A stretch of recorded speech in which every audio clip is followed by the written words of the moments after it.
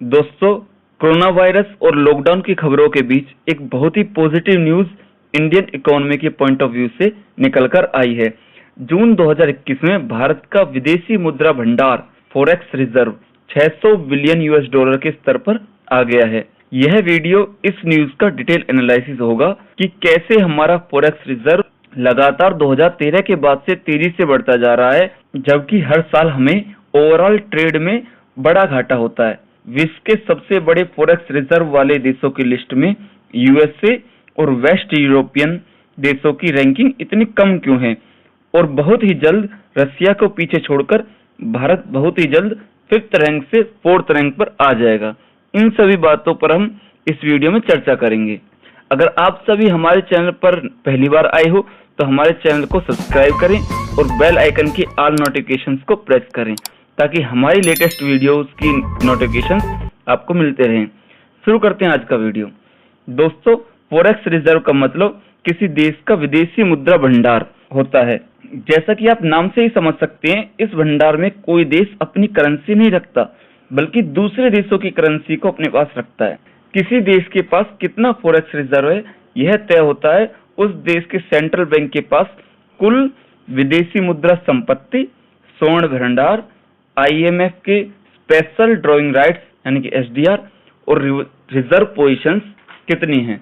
इन सभी को काउंट किया जाता है और उन सब का टोटल उस देश का फॉरेक्स रिजर्व यानी विदेशी मुद्रा भंडार होता है। दोस्तों, क्या आपने कभी सोचा है कि हमें क्यों विदेशी मुद्रा भंडार रखने पड़ते हैं? यूएसए और यूरोपियन यूनियन के देशों को क्यों नहीं रखने पड़ते? जी हाँ दोस्तों, आपने सही सुना। यूएसए और यूरोपियन यूनियन के देशों को अपने पास फॉरेक्स रिजर्व ना के बराबर रखना पड़ता है। एक्चुअली में उनके फॉरेक्स रिजर्व का बहुत बड़ा अमाउंट उनका गोल्ड रिजर्व है।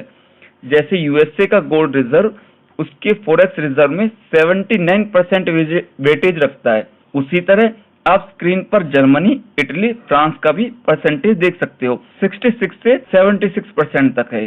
जबकि भारत की आरबीआई के पास जो कुल स्वर्ण भंडार है वो हमारे फॉरेक्स रिजर्व का मात्र 8% है। सभी देशों को फॉरेक्स रिजर्व इसलिए रखना पड़ता है क्योंकि जब आप किसी देश से कुछ सामान इंपोर्ट करते हो उसके बदले में आपको पैसा देना पड़ता है। अगर आपके देश की करेंसी स्ट्रॉन्ग मानी जाती है तो कोई भी देश आपकी करेंसी को एक्सेप्ट कर लेगा, वरना साफ कह देगा कि या तो पैसा उनकी करेंसी में दो या किसी दूसरी स्ट्रॉन्ग करेंसी में दो। दोस्तों, उस देश की करेंसी को इंटरनेशनल ट्रांजैक्शंस में यूज किया जाता है जिस देश की इकोनॉमी बड़ी हो, स्टेबल हो और उसकी करेंसी की डिमांड बहुत सारे देश करते हो। आप इस पाई चार्ट में साफ देख सकते हैं कि आईएमएफ के डाटा के अकॉर्डिंग विश्व के सभी देश विदेशी मुद्रा भंडार में रखने के लिए सबसे ज्यादा सुरक्षित करेंसी यूएस डॉलर और उसके बाद यूरोपियन यूनियन की यूरो करेंसी को मानते हैं। उसके बाद कुछ हद तक ब्रिटेन की पाउंड स्टर्लिंग और जापानीज येन को भी अपने फॉरेक्स रिजर्व में रखते हैं। चाइना, जो कि विश्व की दूसरी सबसे बड़ी इकोनॉमी है, उसकी करेंसी युआन को अभी उस लेवल की ग्लोबल एक्सेप्टेंस नहीं मिली है। चाइना अपनी करेंसी को यूएस डॉलर के विकल्प के तौर पर बनाने की पूरी कोशिश कर रहा है। जब ऐसा होगा तब सही मायनों में चाइना एक सुपर पावर बन जाएगा।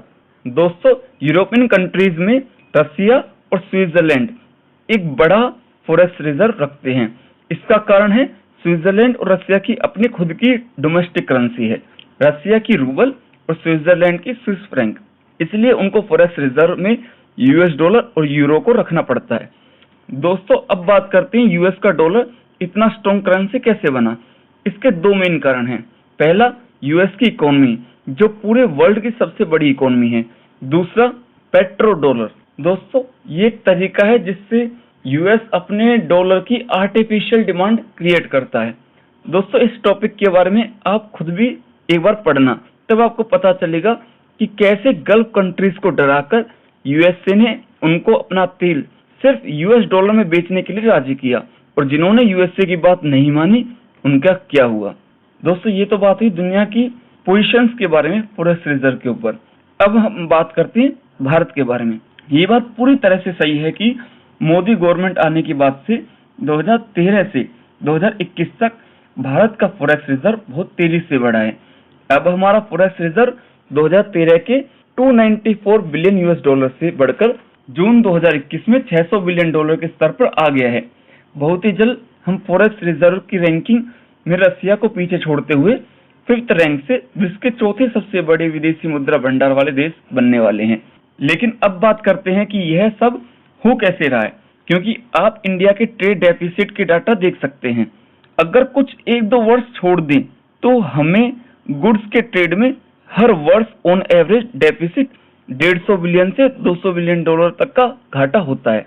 हमारे एफडीआई इनफ्लोज जो हर वर्ष 40 से 50 बिलियन डॉलर के अराउंड आ रही हैं, रेमिटेंसेस जो 80 बिलियन डॉलर के अराउंड आ रही हैं, हमारे सर्विसेज के ट्रेड से जो हमें प्रॉफिट होता है अराउंड 80 बिलियन यूएस डॉलर, सभी इस ट्रेड डेफिसिट को पाटने में लग जाते हैं। अगर इंडिया अपने गुड्स के ट्रेड से होने वाले इस डेफिसिट को बहुत हद तक कम कर लेता है तो भारत का विदेशी मुद्रा भंडार अपने आप बिना आरबीआई के किसी हस्तक्षेप के बढ़ने लगेगा। अभी हमारा विदेशी मुद्रा भंडार बढ़ने का मुख्य कारण है हमारा बैलेंस ऑफ पेमेंट में ओवरऑल करंट अकाउंट और कैपिटल अकाउंट दोनों को मिलाकर जो बैलेंस ऑफ पेमेंट से हमें थोड़ा बहुत सरप्लस मिलता है, उसके अलावा आरबीआई की कंटिन्यूअसली इंडियन रुपये को ज्यादा मजबूत न होने देने की पॉलिसी। जब रुपए की मांग बाजार में बढ़ने लगती है जिससे यूएस डॉलर के सामने रुपए के मजबूत होना का चांस होता है, तब आरबीआई मार्केट से डॉलर परचेज करने लग जाता है। वो डॉलर जाते हैं हमारे फॉरेक्स रिजर्व में। इससे होता यह है कि मार्केट में डॉलर की शॉर्टेज होने लगती है तथा डॉलर रुपये को अपने सामने मजबूत नहीं होने देता। इसी इशू की वजह से यूएसए ने इंडिया को करेंसी मैनिपुलेटर की अपनी वॉच लिस्ट में भी डाल रखा है। आप इस पर मनी कंट्रोल का ये आर्टिकल पढ़ सकते हैं। अगर आप ध्यान से देखोगे तो पता चलेगा कि पिछले 1 वर्ष में आरबीआई ने आक्रामक तौर पर अपने फॉरेक्स रिजर्व को बहुत तेजी से बढ़ा रहा है। वो इसलिए क्योंकि कोरोना वायरस की वजह से जो देश में स्थिति उत्पन्न हुई है, ऐसी स्थिति में अगर एफपीआई देश की शेयर मार्केट से अपना पैसा वापस निकालने लगे तो विदेशी मुद्रा का तेजी से पलायन हमारी इकोनॉमी से होने लगेगा। तो ऐसी स्थिति में देश के फाइनेंशियल सिस्टम को बचाने के लिए आरबीआई एक बड़े फॉरेक्स रिजर्व का एक तरह से अर्थव्यवस्था के लिए कवच तैयार कर रहा है। एक बार कोरोना वायरस का यह दौर गुजर जाए तब हमारा फॉरेक्स रिजर्व धीरे धीरे अपनी सामान्य रफ्तार से बढ़ेगा, क्योंकि आरबीआई ज्यादा हस्तक्षेप नहीं करा करेगा। और लॉन्ग टर्म में भारत को अपने मैन्युफैक्चरिंग सेक्टर पर ध्यान देना होगा, मेक इन इंडिया पर ध्यान देना होगा, ताकि हम अपने गुड्स के ट्रेड डेफिसिट को कम कर सकें, जिससे नेचुरली हमारा फॉरेक्स रिजर्व तेजी से बढ़े और हमारी जीडीपी भी बढ़े। इससे हमारे लोगों को रोजगार भी ज्यादा मिलेगा।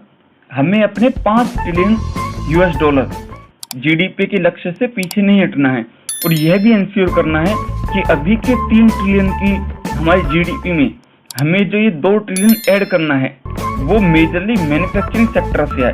इसी के साथ ही आज का वीडियो हम समाप्त करते हैं। अंत तक वीडियो में बने रहने के लिए आपका बहुत बहुत धन्यवाद। दोस्तों, कैसा लगा आपको आज का हमारा ये वीडियो? अगर अच्छा लगा तो प्लीज लाइक कीजिए, सब्सक्राइब कीजिए और ज्यादा से ज्यादा शेयर कीजिए। मिलते हैं नेक्स्ट वीडियो में।